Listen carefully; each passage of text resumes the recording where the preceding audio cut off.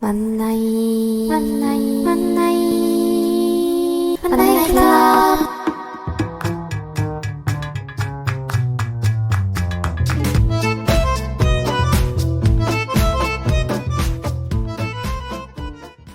안녕하세요. 안녕하세요. 여기는 만나이 클럽입니다. 오늘도 만나이 클럽 들으러 와주신 여러분 감사합니다. 저는 해복이고요. 저는 두현입니다. 저희 목소리가 살짝 아직 좀 처져 있는 느낌인데 그 이유는 저희가 일어난 지 아직 1시간이 안 됐기 때문에 58분 됐어요. 일어난 지. 네, 오늘 저희 집에서 자고 아침에 일어나서 하울 정식 해주셨어요, 두현 씨가. 네, 그 자취생의 기본 밥을 잘 먹을 수 있는 정식이죠. 스팸과 계란 후라이 조합으로 밥을 해줬고요. 그래서 밥을 하고 해먹고 지금 바로 킨 상태입니다. 그쵸. 그리고 원래 밥 먹으면은 사실 바로 눕거나 앉아있으면 안 돼요. 아시죠? 지난번에 우리 두현 씨랑 같이 햄버거 먹고 맘스터치 먹고 그 자리에서 바로 뒤로 넘어지더니 누워서 잠들으셨잖아요. 저는 항상 혈당 스파이크를 맞으면 좀 자야 되는 편이에요. 그러니까 혈당 스파이크 오면은 안 피하고 맞는 편? 그걸 즐겨요. 그래서 오늘 저희가 얘기해볼 주제는 집, 자취, 내 집 마련 뭐 이런 잡다한 주제, 결국은 하나의 집이라는 주제로 통일되는 그런 토크를 해보려고 합니다. 맞아요. 그리고 20대 후반이기 때문에 약간 보증금이라든지 네. 내 집 마련을 할 꿈은 있지만 돈이 없는 상황이란 말이죠. 그래서 그 현실을 바라보는 지점이 될 것 같습니다. 근데 저 하나 짚고 넘어가고 싶은 게 있는데 저희가 일명 만나이 클럽이잖아요. 네. 근데 저희 만나이 생각하면은 사실 후반이라고 볼 수도 있지만 중반이라도 볼 수 있거든요. 그래서 이렇게 만나의 클럽인 거죠. 그쵸. 근데 저는 제가 20대 후반이라고 생각 안 하고 중반이라고 생각합니다. 왜냐하면 20대 후반이라고 하려면은 29살이랑 30살만 20대 후반이라고 생각해요. 30살은 왜요? 30살도 그냥 준 20대잖아요. 3으로 넘어갔는데도 불구하고 네네. 20대로 쳐주는 후한 마음이 있군요. 이런 식으로 사고를 해야 사람이 좀 마음이 편하지 않을까요? 그 혹시 반대하는 30대 분들 있으면 댓글 남겨주세요. 아무튼 죄송합니다. 제가 또 이렇게 딱 버튼이 눌렸네요.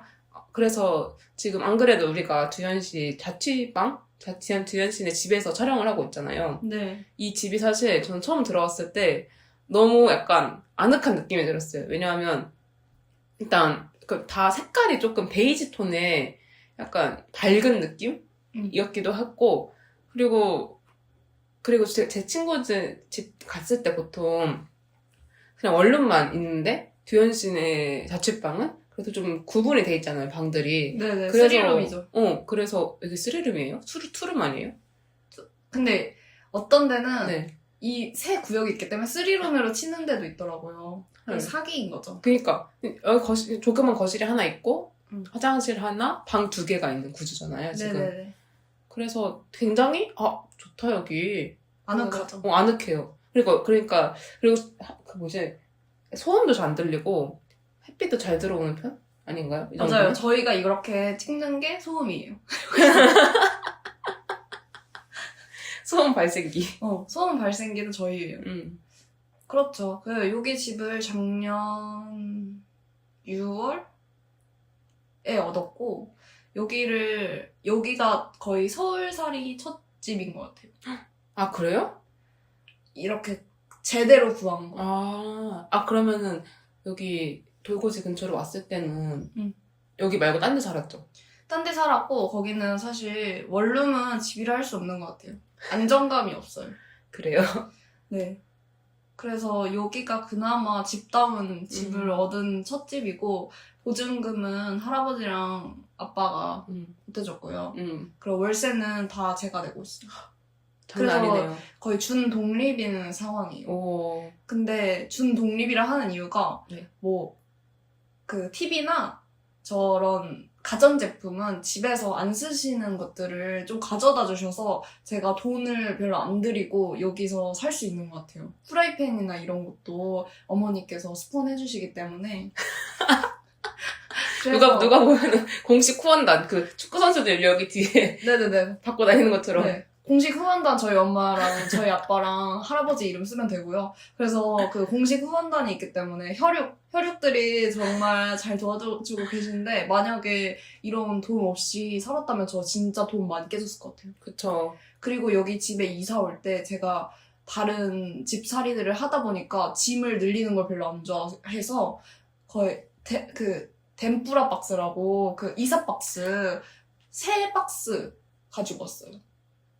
그거밖에 짐이 없었어요. 장난 아니다. 아니, 옷도 꽤 있었을 텐데. 옷도 없었어가지고 그냥 3박스 그냥 짐을 제가 진짜 안 늘리려 해서 3박스 사고 그리고 여기 와서는 조립식으로 다 사서 나중에 버리고 가기 편하게 아니면 가볍게 다시 들고 갈 수 있도록 그런 것만 샀어요. 하긴 진짜 말한 것처럼 자취하거나 그러면은 그리고 특히나 이제 1인 가구면은 원룸 사시는 분들도 많고 어쨌든 공간이 넓지 않다 보니까 짐 늘리는 게 좀 부담인 것 같긴 해. 네, 그래서 이렇게 20대 가면서 너네 집 살이가 이렇게 힘들구나. 그렇죠. 제 집이 아닌 집을 살기가 진짜 너무 힘들고 뭐 벽에 못 하나 받는 것도 힘들고 약간 뭐 집을 꾸미고 싶다? 자취방에 집 꾸미는 거 되게 로망이잖아요.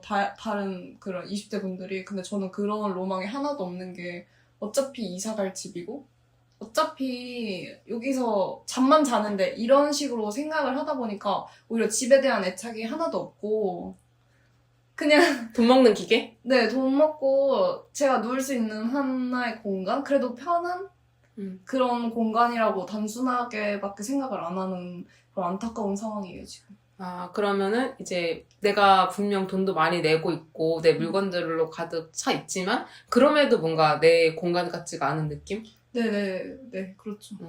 그러면은 언제부터 넘집사라를 하게 됐는지 약간 자기만의 그 연대기를 한번 약간 네. 풀어보면 좋을 것 같아요. 넘집살이 연대기를 하면요. 일단은 중학생 때까지는 고향에서 살았고요. 제가 지방 사람이라서 지방에서 살았고 고등학생을 예고 생활을 하려고 올라오면서 바로 17살 때부터 그 기숙사 생활을 시작합니다. 화이트홀에서. 네. 그래서 기숙사 생활을 하다가 4인 1실을 썼고요. 그니까. 그래서 뭐라 해야지. 2층 침대에 대한 로망이 거기서 사라지고요. 아무튼 그래가지고 남들이랑 사는 것에 익숙해지는 거죠. 어렸을 때부터. 그래서 일단 남들과 같이 살다가 중간에 조금 힘들어서 오피스텔을 얻었고요. 근데 오피스텔도 사실 남의 집이어서 좀 불편한 감이 없지 않아 있었고 안정감은 없었어요. 근데 그 오피스텔도 혼자 사시는 게 아니지 않나요? 네, 누구랑 같이 살았죠? 어머니가 같이 오셨어요. 아. 제가 너무 그때 심리가 안 좋아가지고 어머니가 잠깐 올라와 주셔서 같이 살았고 근데 어머니가 같이 올라왔음에도 불구하고 제 심리 상태가 안정적이진 않았던 게 막 꿈을 꿨는데 저희 집을 누가 원래 훔쳐본다거나 아, 지금 그 당시 살고 있던 집에서 오피스텔을? 꿈을 꾸는데 어. 그런 식으로 불안정하니까 계속 제가 그런 꿈을 꾸는 거예요. 아니면 누가 들어온다거나 근데 거기가 2층이었어서 더 제가 그런 꿈을 잘 꾼 것 같아요. 엄마가 있어도 불안정했던 거죠.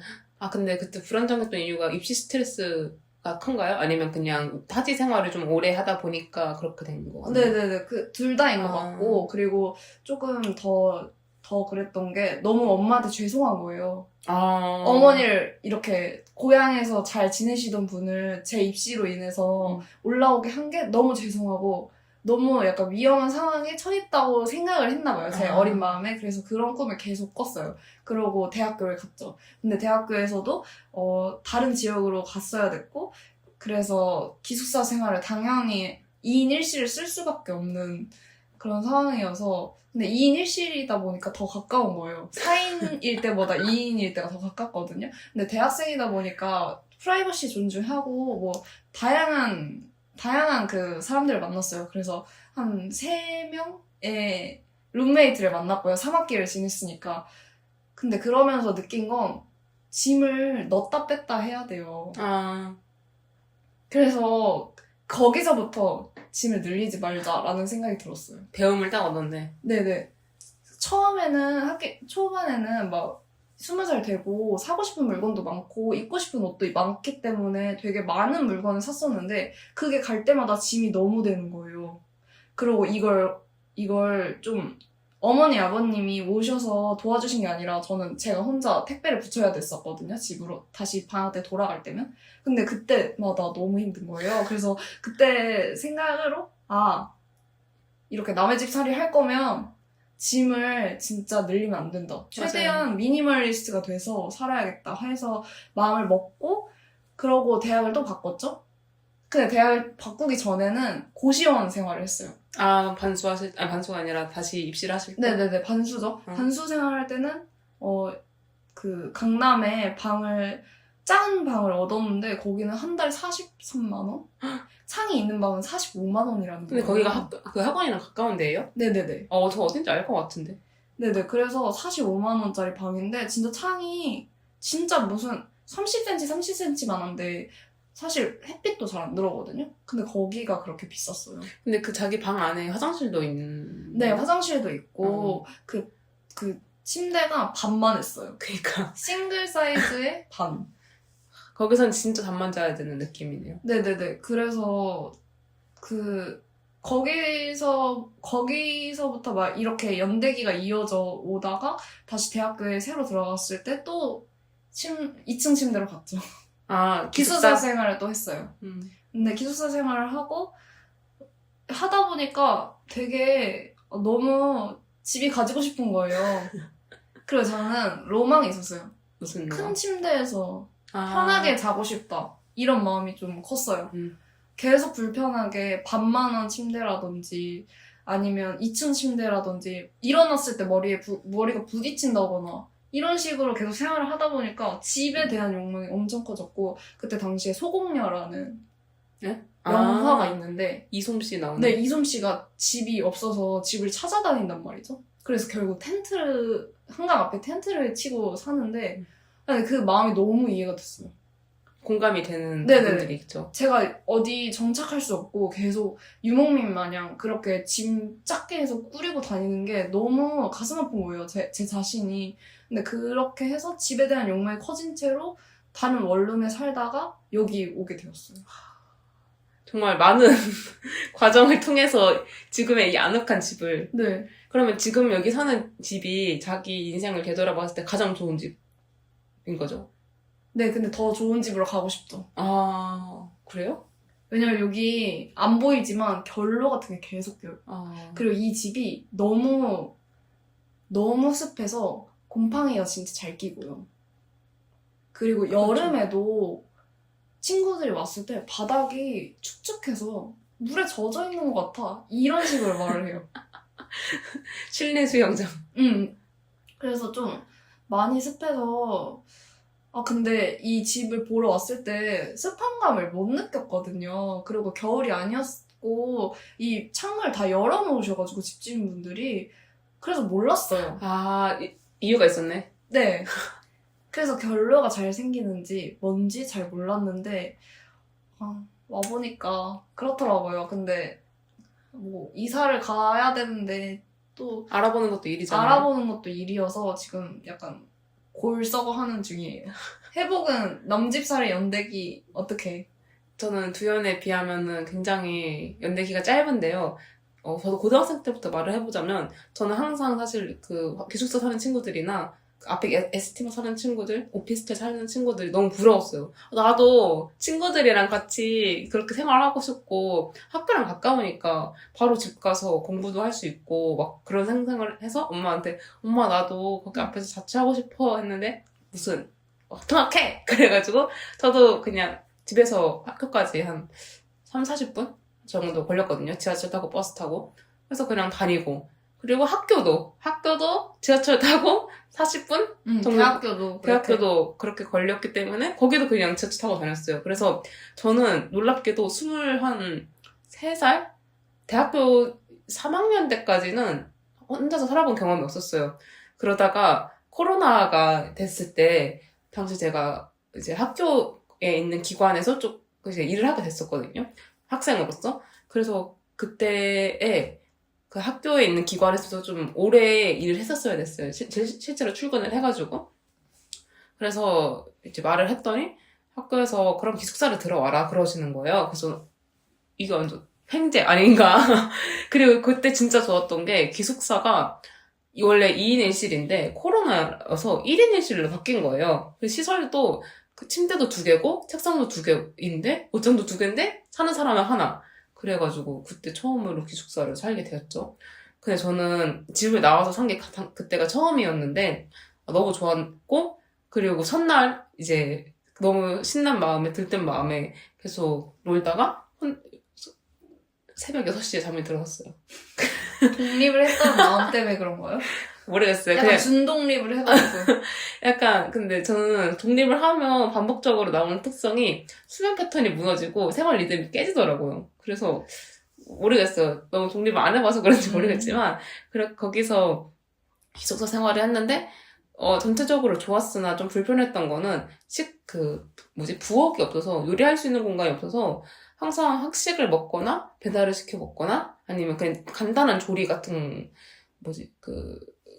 전자레인지에 돌리는 그 정도밖에 못 하던 거예요. 그래서 그건 좀 아쉽지만 그래도 처음으로 밖에 나와서 사는 생활 하기 나쁘지 않았다. 그리고 그 기숙사가 진짜 좋았던 게 일단 혼자서 쓰는 것도 좋았지만 각 밖에 창문에 진짜 초목이 나무가 너무 저 그런 거 좀 약하거든요. 그 나무에. 그래서 그거 참 좋았다. 거기서 한 학기인가? 한 학기 반 정도 살고 다시 집에 들어왔죠. 그리고 계속 또 집에 살다가 이러다가는 제가 태어난 동네에서 지금까지 쭉 살고 있거든요. 그래서 이렇게 살다가는 죽을 때까지 이 동네에 살겠다 싶어가지고 또 이번에는 해외로 나가게 됩니다. 그래서 일본으로 1년 동안 워킹홀리데이를 하러 출국을 하게 되고 일본에서 1년 동안 자취 생활을 하다가 지금은 다시 또 집에 돌아온 상황이죠. 참 그래서 따지자면은 독립을 딱 2번 해본 거예요. 자취를 2번. 그렇습니다. 그렇죠. 참으로 좀 간결한 독립 생활이었고 일본에서 독립 생활을 할 때는 너무 좋았어요. 너무 좋았는데 돈이 진짜 많이 깨졌다. 돈이 중요하죠. 진짜 자취 생활을 한다는 건 사실 그냥 숨 쉬는 것만으로도 돈이 많이 나가잖아요. 네. 왜냐면 약간 저는 대학 생활 때 좀 서러웠던 게 서울이나 경기권 사는 친구들이 너무 부러운 거예요. 교통비만 깨지고 식비나 이런 거 사실 집에 붙어있으면 그 혈육 스폰서들이 어떻게든 해주시거든요. 그쵸. 그래서 돈을 좀 모을 수 있는 알바를 해도 돈을 모을 수 있는 그런 자본이 되는데 저는 그런 게 없으니까 돈을 모아도 다 빠지는 거예요. 월세로. 근데 그래도 여행도 갔다 왔었잖아요, 그때. 근데 그거는 부모님이 도와주셨기 때문에 가능한 거고 근데 그 이후에는 네. 부모님이 안 도와주실 때는 그 월세 그 알바비로 번 돈이 어디 세지도 못하고 그냥 바로 나가거든요. 그쵸. 저도 근데 제가 딱 경기도 사는 그 친구였는데 지금 생각해보면은 그렇다고 제가 딱히 돈을 모아지 않았던 게 그때는 그 생각을 못했죠. 그냥 돈을 모을 생각을 못하고 버는 대로 족족 다 나갔던 것 같습니다. 그래서 기숙사 살 때 모은 거예요. 기숙사는 그래도 부모님이 대주셨으니까 기숙사 살 때 엄청 열심히 알바를 해서 돈을 확 땡겨서 이 돈으로 나중에 월세 내는 방에 들어가야지? 이런 마음으로 월세를 구했죠. 그리고 저는 일본에서 생활을 끝내고 나서 한국에 돌아왔을 때 계속 혼자 살고 싶다는 마음을 가지고 들어오자마자 작업실이랑 그냥 월세방 같은 걸 찾기 시작했어요. 근데 저는 예전에 느꼈지만 제가 도쿄에서 살았었는데 도쿄에서 방을 구하는 게 서울에서 방을 구하는 것보다 더 쉬운 거예요. 나는 한국인인데. 왜냐하면 일단 서울은 그리고 특히 한국은 보증금이 비싸잖아요. 네.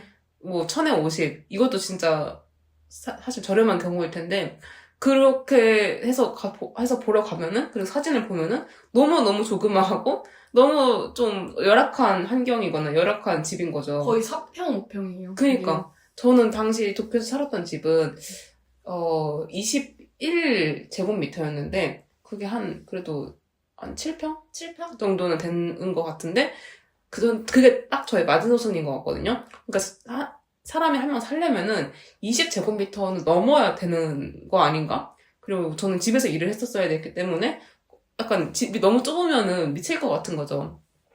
그리고 저는 그 집에 살 때 월세가 있었는데 월세가 7.4만 엔이었어요. 그러니까 한국 돈으로 하면 대충 한 70만 원인데 대신에 보증금이 일본은 시키킹이랑 레이킹이라는 게 있거든요. 하나는 이제 집주인한테 들어갈 때 제가 이 집에 살게 해주셔서 감사합니다 하고 낸 돈인데 이 돈은 다시 못 돌려받아요. 보통 한 달 월세이고 그리고 여기도 보증금 같은 게 있는데 그 보증금도 한 달 월세 돈을 내는 거죠. 그러니까 한국이랑 비교하면은 보증금이 훨씬 싼 거란 말이죠. 월세도 70만 원이면 좀 비싼 편이긴 하지만 그래도 당장 내 1000만 원이 묶일 일이 없잖아요. 그러니까 한국에서는 이제 참 보증금이 너무 비싼 게 치명적인 것 같아요, 저는. 그 정도 돈이 어딨어, 내가. 대출 받아야 되죠. 저는 대출 받는 것도, 왜 내가 나의 신용을 사용해서 그렇게 해야 되지? 불합리한 세상, 이런 생각 때문에 집을 못 구한 것 같아요, 한국에서는. 그럴 것 같아요. 저는 한국에서 집 구할 때 보통 직방이나 다방의 어플을 보고 거기서 괜찮은 매물이 있잖아요. 그럼 그 매물을 가진 그 부동산에 연락을 해요. 그런 다음에 제가 원하는 스펙을 다 말해요. 저는 보증금 이 정도 생각하고 월세는 이 정도 생각하고 풀 옵션이었으면 좋겠고 그리고 위치는 역에서 몇 분 거리까지밖에 용납이 안 되고요. 약간 이런 거를 다 보낸 다음에 저는 몇 월 며칠에 갈 테니까 이 사양을 가진 매물들을 다 보여주세요. 이런 식으로 했어요. 왜냐면 제가 지방 살았기 때문에 서울에 다시 올라오는 일이 너무 힘든 거예요. 집이 없는 상태여서. 그래서 그걸 다 줄줄이 말한 다음에 그때 서울에 올라와서 그 방을 다 둘러보는 거예요. 그러면 대충 만족도는 어떤 편이었어요? 만족도요? 근데 거기서 알아서 그 사양으로 다 찾아서 해주시고 그리고 다른 매물을 가진 부동산에도 그렇게 미리 연락을 해놔요. 근데 이게 제가 많이 하다 보니까 느낀 건데 어차피 매물이 좀 겹치거든요. 그래서 그냥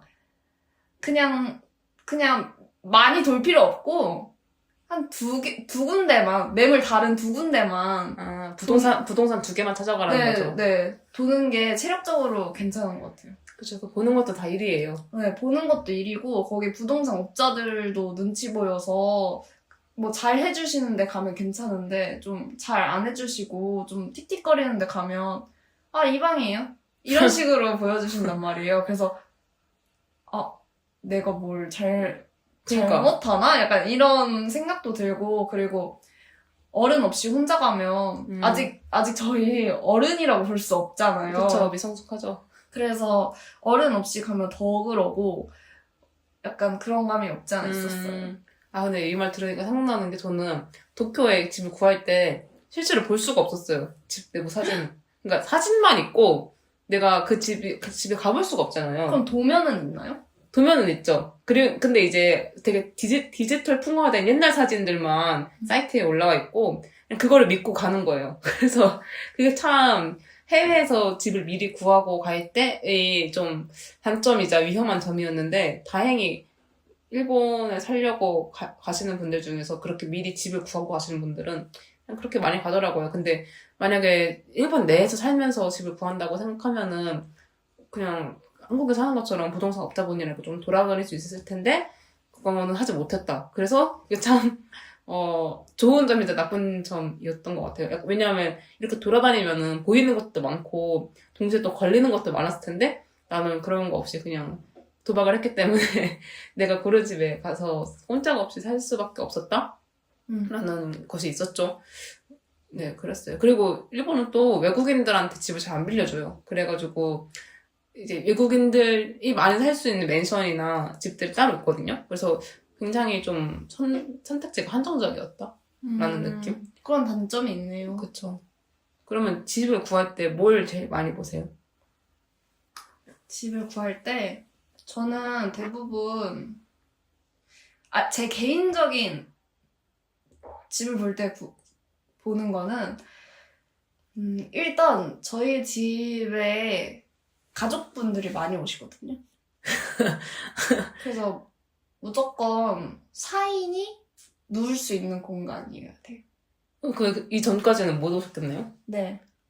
오셔도 너무 불편했어서. 그러니까 전에 원룸 살 때 방 때문에 이런 게 정해진 건데, 약간 남들이 와서 살아도 무방할 방을 구하고 싶었어요. 전에 살던 집에 아버지가 오셨을 때 이렇게 막 서 계셨다면서요? 전에는 4평짜리 방에 500에 35짜리 방이었거든요. 엄청 싼? 그러다 보니까 엄청 작았어요. 근데 어머니랑 아버지께서 오셨는데 두 분이 그 방을 보고 너무 답답하셨나 봐요. 시골에서 사시고 아파트에서 사시던 분들이 4평짜리 방에 오시니까 얼마나 답답하셨겠어요. 그래서 아버지가 무슨 동물원에 갇힌 곰 마냥 서서 서성이시는 거예요. 그 4평짜리 방을. 근데 너무 정신이 없는 거죠. 그렇게 큰 사람이 저희 아빠가 거구잖아요. 한 180에 90kg 정도 되는 거구신데 계속 왔다 갔다 곰마냥 그렇게 해서 제가 너무 짜증나서 아빠 그렇게 할 거면 앉든가 눕든가 해. 아빠처럼 큰 사람이 그렇게 좁은 방에 있으니까 너무 답답해. 이렇게 하니까 아빠가 난 차 있어야겠다. 이러면서 차로 가시는 거예요. 그래서 그러니까 어른들이 보기에는 여기는 집다운 집도 아니고 내 새끼가 여기서 살다니 이런 식으로 생각을 하셨던 것 같아요. 근데 요즘 대학가 방들이 다 그렇거든요. 그렇게 맞아요. 다 좁고, 그리고 제가 월세를 혼자 내고 싶다는 그런 집착 때문에 35만 원짜리 방을 들어갈 수밖에 없었어요. 아니 근데 그러면 몇 층이었어요? 3층, 아니 5층. 응? 그럼 그거는 뭐 오피스텔이에요? 아니면 빌라예요? 뭐예요? 그냥 대학가에 있는 원룸 빌라. 아니 근데 그런 방들이 있어? 신기하다. 있죠, 당연히. 저는 대학가에서 방을 구해본 적이 없어서 그 정도로 싼 방이 있는지 몰랐어요. 근데 그 정도로 싸면 싼 이유가 있는 거예요. 그냥 건물 안에 진짜 방들이 다닥다닥 붙어 있어요. 딱 그냥 잠만 자는 용이에요. 그래서 화장실이 너무 좁아서 키 큰 분들은 무릎이 닿았어요. 벽에. 화장실 벽에. 그럴 정도의 방이어서 저는 아빠나 엄마가 봤을 때 내 딸이 집다운 집에 살고 있구나. 이런 데로 골라야 됐어요. 그리고 가족들이 오더라도 좀 편하게 쉴 수 있었으면 좋겠고, 그리고 제가 지방 사람이어서 서울에 집이 없어서 그런지 좀 불합리할 때가 있었거든요. 불합리하죠. 기숙사에서 갑자기 쫓겨난다는 건 아니고 무슨 점검을 해야 돼서 나가야 되는 상황이 온다든지 아니면 제가 급하게 서울로 올라와야 했을 때 지낼 곳이 없어서 그러니까 친구들한테도 나 너 자취방에 가서 지내도 돼? 이런 식으로 말하기가 민망하고 미안할 때가 있어요. 그때마다 약간 편하게 있을 곳이 없는 게 너무 제가 속상했거든요. 그래서 저는 그런 친구들이 와도 편하게 쉴 수 있는 집이었으면 좋겠었어요. 그런 지방에 사는 친구들이 와서도 그냥 편하게 자고 가고 제 집이 게스트하우스가 돼도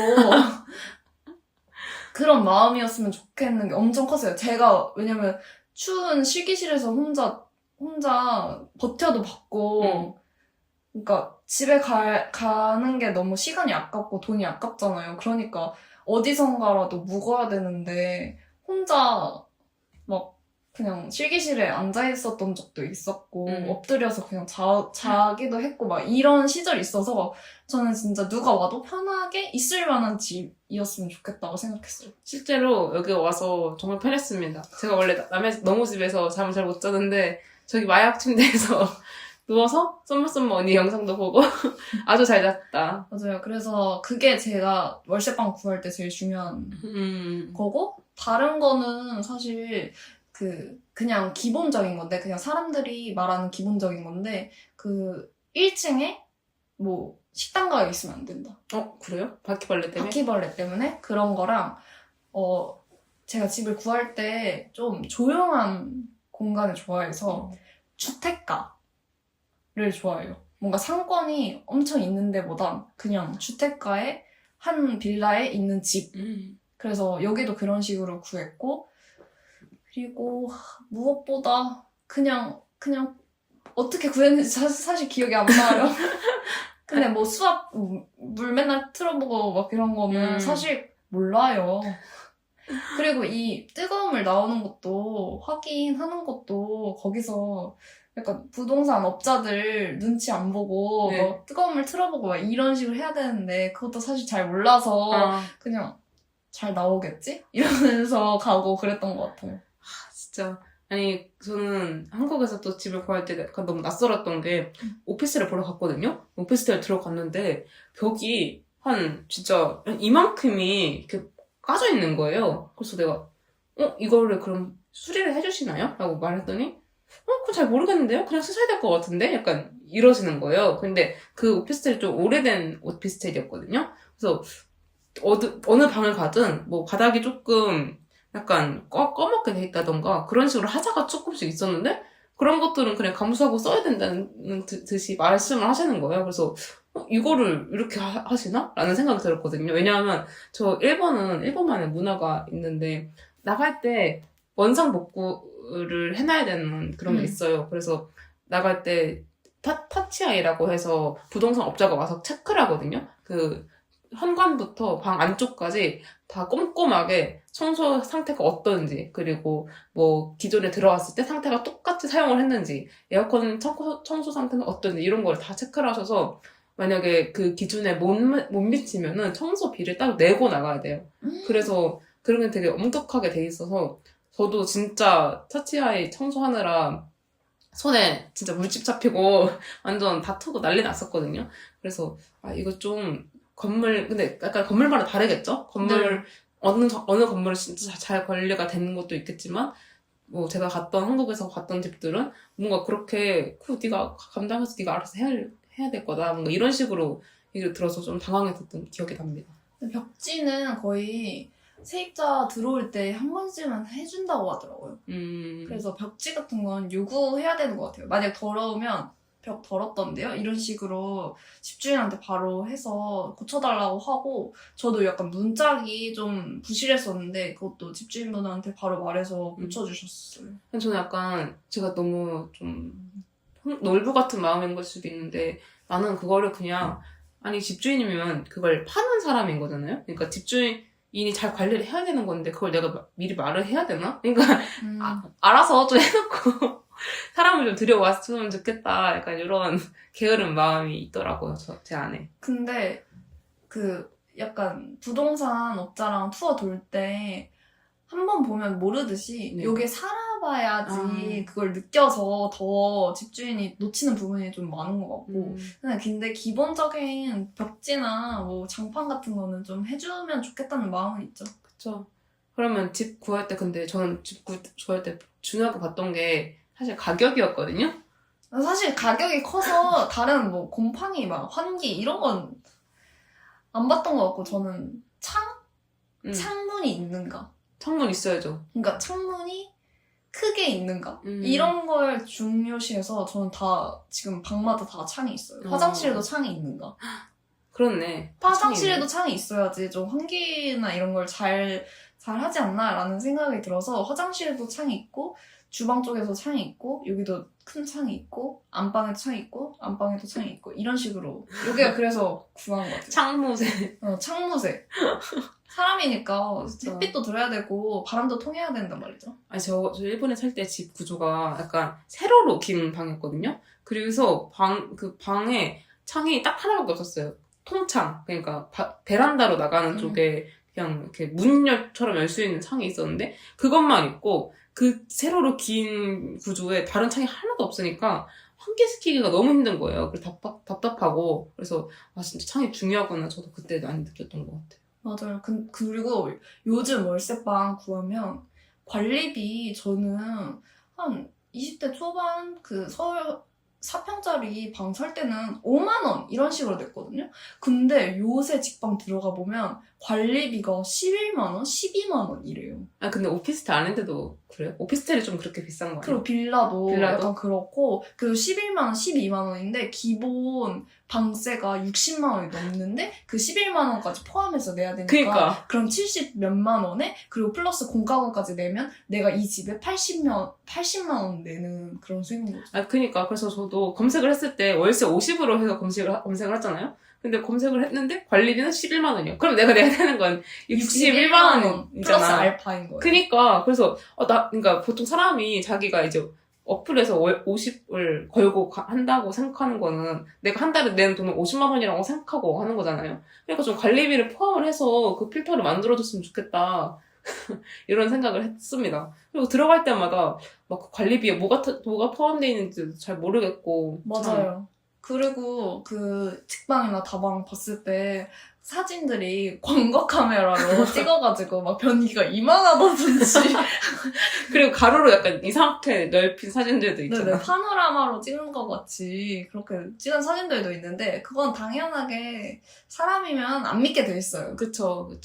아, 그러면 그때 서울에서 집을 구할 때 약간 금액적인 좀 한도를 정해놓고 구하셨어요? 저는 도쿄에서 제 집을 구할 때 월세 8만 엔 이하로 무조건 찾았었거든요. 도쿄가 지금은 그 월세가 훨씬 더 비싸졌을 텐데 당시에는 그 일본에서 1K라고 하는데 원룸이라고 해요. 그러니까 부엌이랑 방이랑 분리된 걸 1K라고 하는데 그 집을 8만 엔 이하로 찾는 게 쉽지 않았습니다. 그래서 저는 1.5룸이네요. 한국으로 치면. 그런 셈이죠. 그냥 분리형인 거죠. 음. 그래서 8만 엔 이하로 찾는 거에 혈안이 돼서 열심히 찾았던 기억이 있어요. 네, 그래서 1.5룸 이런 불리한 원룸이 참 처음 살기에 진짜 좋은데 구하기가 진짜 힘들고 한국에서는 그런 좋은 방은 사실 안 빼려고 하는 게 사람 마음이어서 그런 방으로 좀 잘 구하셨으면 좋겠고 이거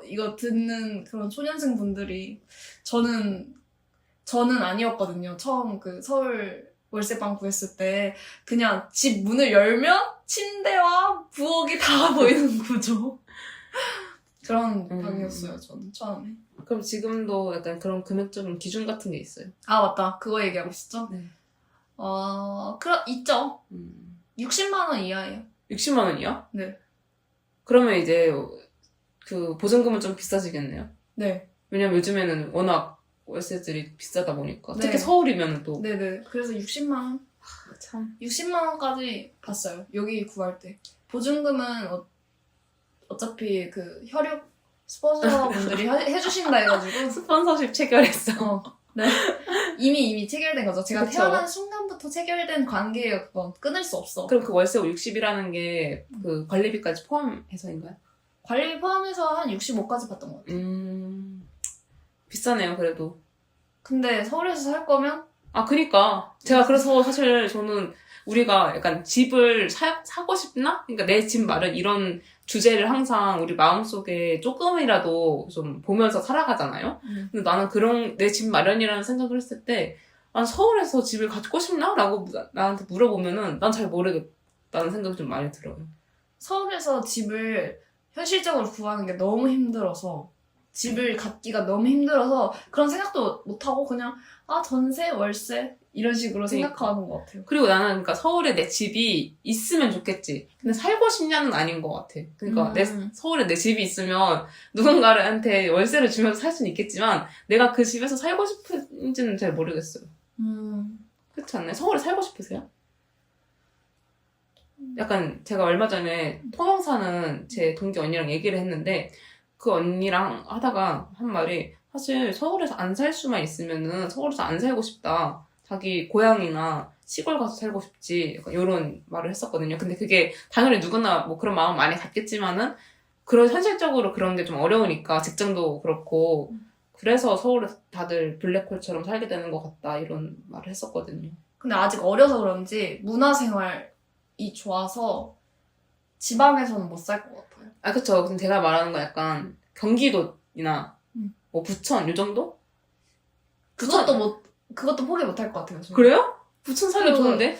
그리고 그것도 포기 못 할 것 같아요. 그리고 직장도 서울에서 구하고 싶은 마음도 있고, 어린 마음도 있고 해서 그냥 일단은 젊었을 때는 최대한 서울에 붙어 있어 보려고. 이거 나랑 되게, 이거는 마인드가 다르네요. 그렇죠. 그리고 지금 지방 경기권에 살고 있어서 더 그런 걸 수도 있어요. 그쵸. 저는 사실 경기도가 너무 좋아요. 그리고 경기도민이라서 얻는 혜택들이 좀 많거든요. 경기 지역 카페도 있고, 네.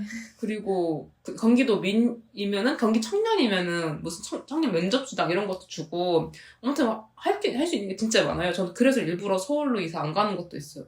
근데 내가 서울 안 살아봐서 서울도 나름 혜택이 많을 텐데 모르는 걸 수도 있는데, 경기도 살면 참 좋은 거 많습니다. 맞아. 경기도 좋은 도시 많아요. 뭐 수원도 있고, 뭐 많지 않나요? 안양도 있고, 고향도 있고, 파주도 있고. 다 많죠. 저 파주 자주 놀러 가는데 파주 좋아요. 파주 사람이 한적하고 새도 많고 카페도 많고. 그러면 진짜 이 동네 한번 살아보고 싶다 이런 것도 있나요? 약간 나만의 드림 동네? 드림 동네. 아까 아까 얘기를 했어야 될 것 같은데, 저는 산책을 할 수 있는 동네여야 돼요. 산책하기 좋은 동네. 그래서 천이 흘렀으면 좋겠는 맞아. 마음이 있어요. 하천이 진짜 생각보다 있으면 너무 좋아요. 네, 여기도 천이 있고, 그래서 여기로 왔어요. 맞아요. 여기 처음 구할 때 천이 있고, 동네 분위기가 너무 괜찮은 거예요. 그래서 왔죠. 저는 사실 태어날 때부터 저 살았던 동네에 천이 있었거든요. 그러니까 나는 이 천에 감사한 줄 몰랐어요. 그러니까 그냥 항상 새 있고 물 흐르고 그런 거지? 라고 생각했는데 시간이 지날수록 하천이 있다는 게 약간 벚꽃도 피고 그리고 사람들도 모이고 길 조성을 잘 해놓고 산책길을 구청이나 이런 데서 잘 해놓다 보니까 그런 공간으로 가고 싶어요. 그래서 이게 진짜 좋은 일이다. 이 하천 근처에 산다는 것이. 그래서 감사한 일이 아닌가, 하천이.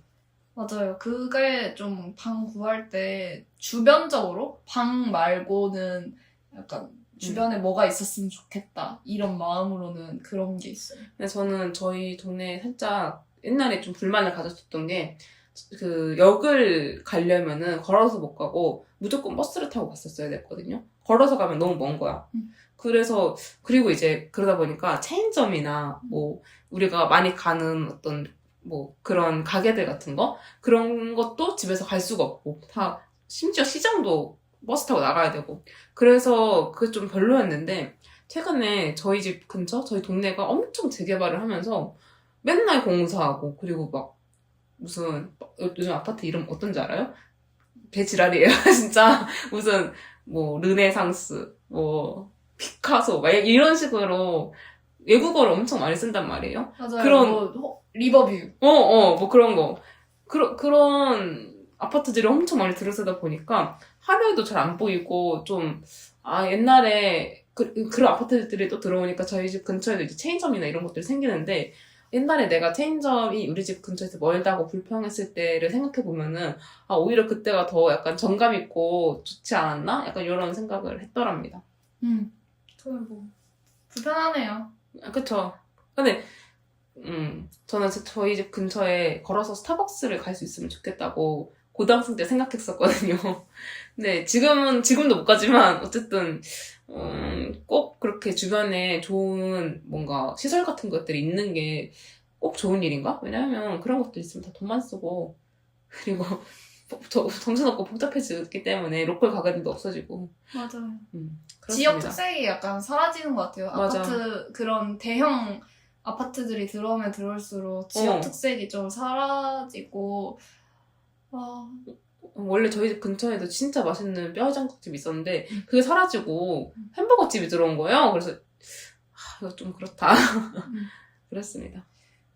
근데 저는 이렇게 집을 살면 살수록 불안감만 높아져요. 그래요? 나이가 막 먹으면 먹을수록 어디에 정착해야 되는데 뭐 집도 사고 차도 사고 막 이런 세대가 있었잖아요. 그쵸. 근데 저희는 지금 집도 빌려 사고 차도 빌려 사고 이런 식으로 자기 게 하나도 없는 그런 삶을 살다 보니까 계속 집을 이렇게 얻으면서 다닐수록 집이 제대로 있었으면 좋겠다는 마음만 갈망만 되게 커지는데 현실적으로는 그게 이루어지지 않으니까 뭐 월세 다음에 보증금이나 월세 올리면 어떡하지? 이런 생각도 들고 이 다음 집을 여기보다 더 나은 집을 구할 수 있을까? 여기 재계약해야 될까? 이런 생각을 계속 하고 그러고 저는 청년주택도 계속 넣고 있거든요. 근데 청년주택도 넣으면 진짜 작게 빠진 방은 들어가고 싶지 않아요. 지금 넓은 방을 구했기 때문에. 그래서 넓은 방으로 계속 지원을 하고 있는데 진짜 제 이름은 찾아볼 수 없더라고요. 발표날에. 그리고 이게 맞는지 모르겠는데 그걸 지원을 했을 때 번호가 부여되거든요. 네. 근데 제 번호가 5,000 몇 번대라든지 13,000 몇 번대라든지 이런 식으로 가니까 내 앞에 10,000명이 있다는 거야? 그럼 나는 이걸 뚫을 수 있을까? 이 경쟁률을? 그리고 청약도 계속 넣는데 다 안 되죠, 당연히. 근데 주택 청약 같은 건 계속 꾸준히 넣었단 말이죠. 근데도 안 되고 집은 없고 이러니까 좀 계속 불안감만 쌓이는 것 같아요. 근데 저도 주택정리랑 가끔 넣고 청년주택도 넣어갔는데 저는 사실 그걸 할수록 느꼈던 게 나는 사실 서울에 지금 나의 보금자리를 요하지 않는다. 왜냐하면 자기 집이 생기고 차가 생긴다는 거는 그만큼 그 도시, 그 나라에 나만의 어떤 보금자리, 터전이 생기는 거잖아요. 그리고 거기에 뿌리를 내린다는 뜻이니까 거기를 훌쩍 떠나버릴 수가 없는 거야. 근데 나는 항상 뭔가 다른 도시와 다른 국가에서 살아보고 싶다는 마음이 항상 컸기 때문에 오히려 여기에 내가 지금 자취방을 얻고 뭐 좀 자기 물건이나 이런 것들도 내 공간을 막 많이 만들어버리면은 어디를 훌쩍 떠나기가 너무 힘든 것 같은 거예요. 그래서 근데 또 두현은 지금 본가가 멀다 보니까 어쩔 수 없이 그런 고민을 하게 되는 것 같은데 저는 또 이제 지금 본가에서 살고 있으니까 약간 그래서 더 상황이 다르고 나는 더 내 방이나 내 집에 대한 욕구가 많이 없었던 것 같아. 그리고 이걸 들으면 어떤 어른분들은 지방 가서 살면 되지 이런 식으로 생각해 주실 수도 있는데 지금은 지방에서 살기에는 너무 어려요. 어리고 그쵸. 젊어요. 그리고 지방에 회사가 많으면 갈 수도 있겠죠. 네네. 회사가 거기 있으면 가겠는데 약간 세종시 공무원분들이 그렇게 발령을 세종시로 가다 보면 네. 서울 사시던 분들이 거기서 너무 할 게 없으니까 네. 약간 외롭고 힘들다고 하더라고요. 세종에 컨텐츠가 많이 없어서 약간 그거는 뭐 자기 역량 아니야 이렇게 하실 수도 있지만 그래도 서울 살고 싶은 마음은 매한가지예요. 그러니까 저 약간 판교 있잖아요. 제가 자꾸 판교로 회사를 넣는 이유가 판교는 경기도잖아요. 그리고 그러니까 막 성남이나 이쪽에 살아도 출퇴근을 할 수 있단 말이에요. 좀 약간 그런 식으로 좀 지방에도 약간 회사들이 많이 모이는 그런 데가 있으면 좋을 것 같아요. 서울은 근데 판교도 서울이죠 거의. 느낌은 그렇지만은 어쨌든 주소상 서울은 아니잖아요. 그래서 그런 것 같아요. 그런 불안감이 계속 쌓이죠. 근데 그러면 자기 집을 갖고 싶어요? 네. 내 명의로 된 내 집을? 네. 어떤 집? 아파트? 빌라? 오피스텔? 이거 진짜 생각하면 좋거든요? 근데 이게 상상력이 좋으신 분들은 좋을 것 같은데 오히려 제가 현실적인 시니컬한 사람이어서 그런지 오히려 벽에 부딪혀서 이렇게 툭 날라가다가 그런 생각이 들더라고요. 저는 주택은 안 원해요. 주택은 현실적으로 뭐 마당이라든지 가꿀 게 너무 많아서 깔끔하게 아파트였으면 좋겠어요. 아파트가 사실 불안도가 많이 낮죠. 왜냐하면 다 같이 집단 생활을 하는 거기 때문에 뭔가 치안 같은 것도 좀 덜 걱정해도 되고. 네, 그리고 뭐 층간소음 같은 건 있겠지만 뭐 빌라나 이런 데도 층간소음은 있기 때문에 그냥 아파트 편하게 그리고 아파트나 이런 데는 사다리차나 이런 걸로 쉽게 이사 갈 수 있거든요. 근데 이런 빌라촌들은 이사 가기가 좀 어려울 것 같아요. 그래서 그런 마음? 그러면은 두현 씨는 그 자기 홈에 대한 로망 중에서 침대가 큰 데를 원했다고 했잖아요. 네. 저는 약간 책상이 넓은 집을 가지고 싶다라는 마음이 항상 있었어요. 침대는 괜찮은데 책상이 진짜 한 개 넓었으면 좋겠다. 내 여기 위에다가 뭘 올려놔도 부족하지 없을 만큼 그래서 저는 그런 욕구가 좀 있더라고요. 그래 저도 여기 침대는 사실 제가 산 거예요. 자신의 욕구를 맞춰서 산 거죠. 맞춰서 산 거예요. 저는 이제 제가 본가를 살다 보니까 2평짜리 제 방이 있잖아요. 그 방에 옷장도 놔야 되고, 뭐 침대도 놔야 되고, 내 모든 짐을 거기다 놔야 되니까 책상이 터질 것 같은 거예요. 책상이. 제가 안 그래도 책상에 뭘 많이 올려놓고 컴퓨터도 있는데. 그래서 저도 제 집을 얻게 된다면은 모든 조언이 책상만 좀 넓게 쓸 수 있는 집이었으면 좋겠다. 이런 생각이 들더라고요. 네. 아, 진짜. 아니, 나 3룸이었으면 좋겠어. 그리고 서울이나 이런 지방대 같은 데 가면 막 쌓아서 올리는 아파트는 엄청 많은데 그니까. 제 집은 하나도 없는 거예요. 그 야경 볼 때 아니 저렇게 집이 많은데 내 집은 하나도 없네? 이런 생각만 하는 것 같아요. 그쵸. 너무 우리가 인구 밀도가 높아요, 서울이. 한국이. 우리나라 사람이 5천만 명인데 1,000만 명이 서울이랑 경기 몰려 살고 있잖아요. 5분의 1이 아닌가? 아마 그럴걸요?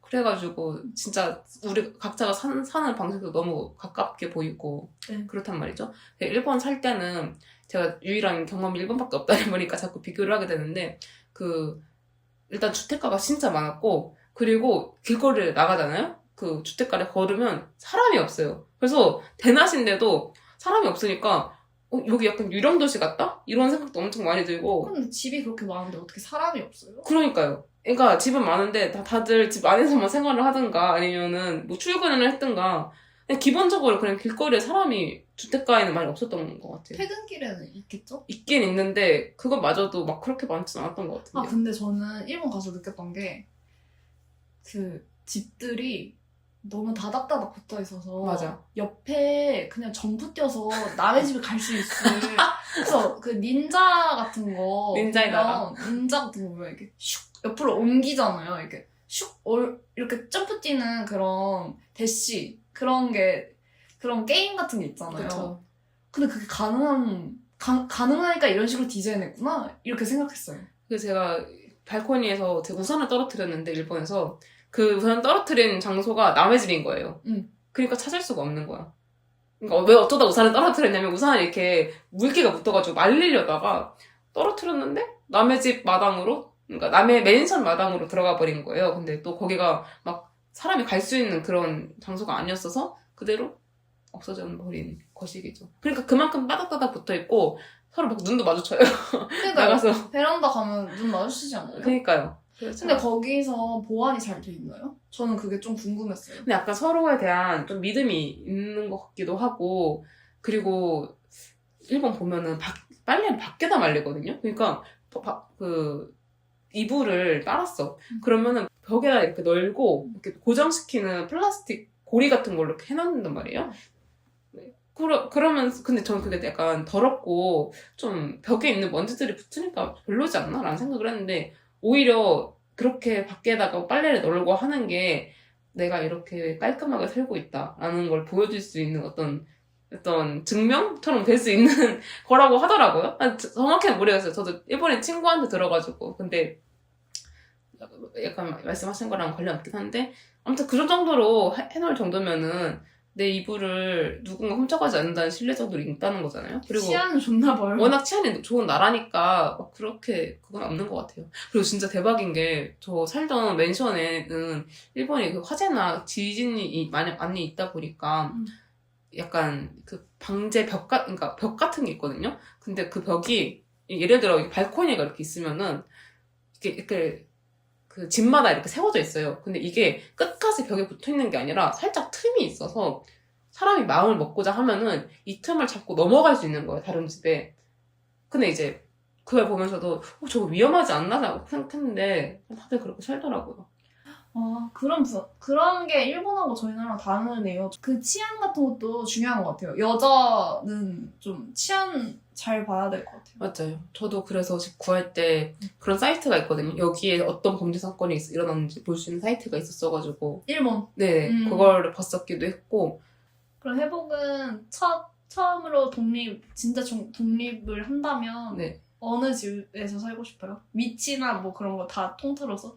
저는 요즘에 가끔 막 외국 집 인테리어 같은 걸 가끔 보는데 그때마다 제가 보는 게 좀 천장이 높은 집에서 살고 싶더라고요.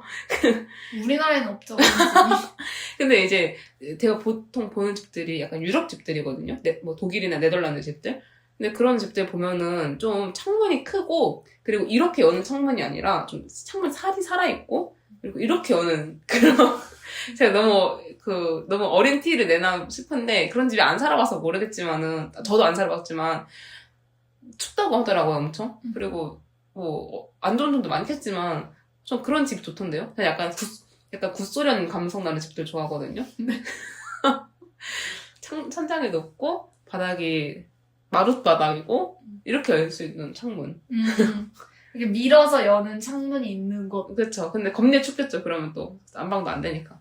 그니까요. 한국이 참 좋은 게 온돌. 그니까 너 겨울을 잘 버틸 수 있는 것 같아요. 저는 집 인테리어로 말하면 전 침대가 무조건 커야 되고요. 그리고 제 개인적인 공간이 있었으면 좋겠어요. 개인적인 공간? 네. 집 자체가 개인적인 공간 아니에요? 아니 약간 서재 이런 거? 사실 네네네. 작업실? 서재나 뭐 책상이나 이런 게 잘 돼 있는. 근데 이거 인테리어 하는 것도 품이어가지고 저 너무 귀찮더라고요. 그래서 이걸 다 돼 있는 아니면 누가 해주는 그런 비싼 집에 살고 싶어요. 근데 요즘에 그런 서비스도 있던데요. 집 인테리어 대신 해주는. 그러니까요. 그거 좋은 것 같아요. 대신에 돈 많이 들겠지. 많이 들겠죠. 그러면 전 이제 현실을 찾아보려고요. 현실을 찾아본다고요? 어디 지역 원하세요? 어디 지역? 네. 지금 시세를 알아보려고요. 저 파주. 파주요? 네. 파주 옛날부터 살고 싶었어. 파주 아파트? 그리고 통일하면은 집값 오를 수도 있잖아요.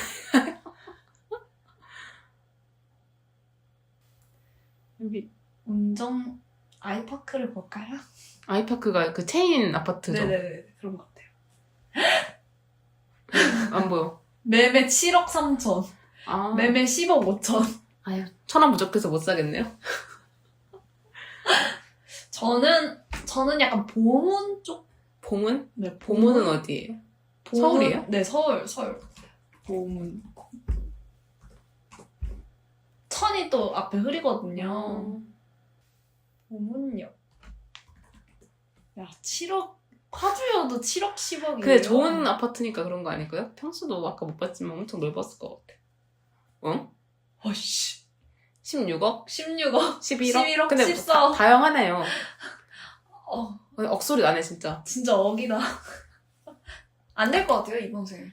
그래요? 근데 요즘에 그러니까 우리처럼 이렇게 이번 생에는 집 말을 못한다 이런 사람들을 농락하면서 가끔 유튜브 쇼츠에 요즘에는 젊은 사람들이 자기 집 못 산다고 하죠? 저는 그런 말 믿지 않았어요 하면서 막 자기 집사 20대들 막 그런 쇼츠 올라오거든요. 근데 그런 거 보면은 관심을 가지고 하다 보면은 뭐 집을 구할 수도 있나? 라는 생각이 들어요. 경매로 나온 집들 싸게 산 것 같아요. 그러니까 그리고 막 사람들이 임장 보러 다닌다고 하잖아요. 나는 근데 아직 그거를 간절하지 않나 봐.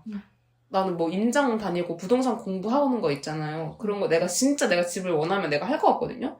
근데 아직 내가 내 집을 원하지 않으니까 어디에 묶이고 싶지가 않으니까 안 하게 되는 것 같아요. 그니까 아니 나 못 소유할 것 같아 이번 생에는. 진짜요? 이번 생 컨셉은 무소유로 가야 될 것 같아요. 아니 근데 서울에서 찾으려니까 힘든 거지. 저는. 그니까요. 근데 파주여도 그렇긴 하죠. 만만치 않네요. 근데 제가 맨날 요즘 찾아보는 데가 강원도 동해시에 있거든요. 네. 그런 데는 아파트 그래도 저렴한 것 같던데요. 그 월세가 아파트가 500에 50 막 그래가지고 제가 가서 살고 싶다 생각을 했었거든요. 그러니까 프리랜서면 좀 큰일 없으면 그런 데서 살고 싶을 것 같아요. 그래. 매매 막 1억, 2억 이 정도도 하네요. 그니까요. 근데 지방들은 다 이래요. 동해시 살기가 좋던데. 아, 그니까요. 아, 진짜. 그러니까 회사에 충성을 다하고 회사 안에서만 살아남을 사람이 될수록 내 인생의 난이도를 더 높이는 게 아닌가 싶어. 그러니까 왜냐하면 회사에 있어서도 살아남아야 되고 회사를 다니기 위해서 서울에도 집을 사야 되고 이렇게 되잖아. 아, 참. 근데 서울이 주는 이점이 진짜 분명히 있죠. 왜냐하면 나도 서울 너무 좋아하고 서울에서만 할 수 있는 것들이 너무 많으니까. 근데 우리처럼 생각하고 반서울, 반항심을 가지고 사는 사람들이 많아야 더 인생의 난이도가 낮아지지 않을까요? 다들 어떻게 생각하시는지 모르겠어요. 이 에피소드를 들으면 뭐 공감을 해주실지 아니면 난 집 이미 있어. 이렇게 하시면 진짜 박수 쳐드리고 싶어요. 그러니까 아니면 우리를 들으면서 진짜 저 어린 새끼들. 맞아요. 어리죠. 저희가 올리는 다 에피소드들이 다 어린 생각에 하는 만나이 클럽이에요. 근데 어리긴 한데 어리니까 할 수 있는 반항적이고 그 반체제적인 생각들. 네. 소유해야 행복할까? 집을? 예스, 당연하지. 지금 얼마나 힘든데. 월세가 나가는 게 힘들긴 해요. 월세도 나가는 것도 힘들고 자꾸 꿈자리 뒤숭숭하게 누구 들어오는 꿈 꾸고 이러니까. 그리고 전세 사기도 너무 많아졌고. 그러니까 그래서 전세도 못 가겠던데요. 그리고 그 월세라도 보증금 떼일 걱정을 하신다고 하더라고요. 인터넷 찾아보니까. 네, 그렇죠. 근데 나는 그게 이해가 안 되는 거야, 상식적으로. 내 돈이고 내가 그렇게 큰 돈을 냈는데 왜 내가 그걸 걱정을 해야 되냐고. 그러니까 너무 불합리하다. 그러니까 그 집주인한테 그렇게 많은 보증금을 준다는 게 저는 진짜 이해가 안 돼요. 이 체제가. 그러니까 보증금 이렇게 높은 거 사실 한국이 거의 유일한 거 아닌가요? 그러니까 보통 같으면은 월세랑 보증금이 비슷한 수준일 텐데. 아니 근데 다른 나라는 어떤지 모르겠어요. 일본은 아니었거든요. 아무튼 몰라요. 저는 어떻게 살아야 될지 모르겠네요. 이렇게 살기도 힘든데. 근데 좀 이렇게 자취하면서 혼자 살다 보면 너무 귀찮아요. 사는 게. 그래요? 뭐 밥도 해 먹어야 되고 월세도 내야 되고 막 기본적으로 영위해야 하는 그런 게 너무 귀찮아요. 그쵸. 내 신경을 더 많이 써야 되니까. 네, 제가 신경 쓸 때가 너무 많아지는 것 같아요. 어른이 되면 들수록. 그니까 캥거루족 하면 좋은 점이 그런 거 좀 덜 신경 써도 된다. 그리고 저는 근데 저 혼자 살 때 요리 진짜 잘해 먹었거든요. 왜냐면 집에 있으면은 그 스폰서의 의지에 따라서 그러니까 냉장고가 스폰서 거기 때문에 부모님 거기 때문에 그거에 이제 다 복종하고 따라야 되는데 혼자 살면은 내가 식재료도 다 내고 좀 비용이나 그런 부담이 있는 대신에 내가 해보고 싶었던 음식들을 다 많이 해먹을 수 있다. 그래서 제가 김치찌개 좋아하는데 김치찌개에 비계 많이 넣는 거 좋아하거든요. 근데 우리 엄마는 비계 안 좋아한단 말이에요. 그래서 담백하시네. 그래서 내가 일본 살 때 김치찌개에 비계 개 많이 넣어가지고 그 김치보다도 돼지가 더 많은 고기가 더 많은 김치찌개를 만들었다. 그때 쾌감이 지렸다. 그렇죠. 독립할 때가 됐나 봐요. 저는 독립하고 싶은가 보네. 저는 그런 행복감이 있더라고요. 네, 저는 여기 가정부가 와서 집도 치워주고 밥도 해주고 빨래도 해줬으면 좋겠어요. 근데 퇴근해서 아무래도 초년생이다 보니까 매번 그 직장에서 치여가지고 적응 못해서 치여서 와가지고 또 제 삶을 영위하려고 빨래도 해야 되고 이러다 보니까 너무 심리적으로 힘들더라고요. 그쵸. 그래서 다시 애로 돌아가고 싶어. 저도 고등학생 때로 나 돌아갈래! 근데 애매한 나이가 되어버려가지고 이제는 어른이 될 준비를 좀 해야 될 것 같아요. 안 하고 싶은데. 그쵸? 그래서 어른이 된 사람들과 어른이 될 준비하는 사람들과 아직 애새끼인 사람들이 많이 들어주셨으면 좋겠는 화입니다. 그렇습니다. 오늘 저희가 또 자기의 자취 연대기와 함께 드림하우스라던가 집을 볼 때 뭘 중요하게 생각하는지 이런 것들을 한번 얘기해 봤는데요. 저희 얘기 듣고 이 새끼들 메타작 좀 맞아야 된다 싶은 분들은 메타작 많이 해주시고요. 그리고 우리의 얘기를 듣고 또 생각나는 것들이 있으시면은 자유롭게 댓글 많이 남겨주시면 저희가 또 확인할 테니까요. 많이 남겨주시면 정말 감사하겠습니다. 네, 여기까지 저희는 만나이 클럽이었고요. 저희의 에피소드는 유튜브, 팟빵, 애플 팟캐스트, 스포티파이에서 들으실 수 있습니다. 저는 지금까지 해복이었고요. 저는 두현이었습니다. 감사합니다. 안녕!